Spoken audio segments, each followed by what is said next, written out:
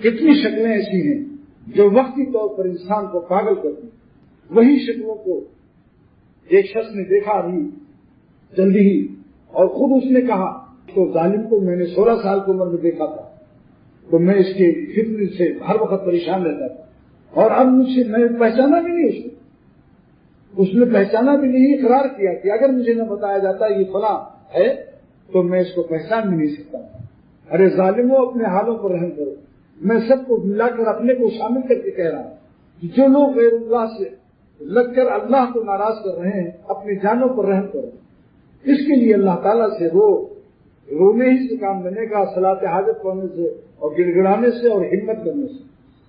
اب مثال کے طور پر جب زلیخا نے دعوت دی گناہ کی اور حضرت یوسف علیہ السلام وہیں سجدے میں پڑ جاتے یا اللہ بچانا اس عورت سے، تو سجدہ قبول ہوتا؟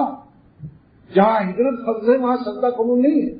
ہجرت کرتے ہوئے بھاگتے جاؤ اور دعا مانگتے جاؤ، کیونکہ ایک ہجرت عمل ہے. المہاجر من حضر الخطایا والذنوب.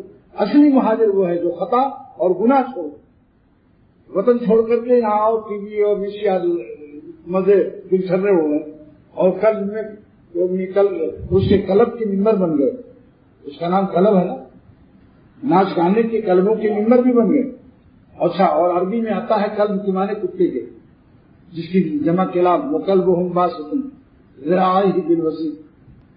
تو یہی سالک کا زبردست مجاہدہ ہے. باقی تو سب پار ہے معاملہ. نظر کی حفاظت، غیر اللہ سے اپنے قلب کی حفاظت، نہ کوئی پاس آ جائے نہ کوئی غیر آ جائے.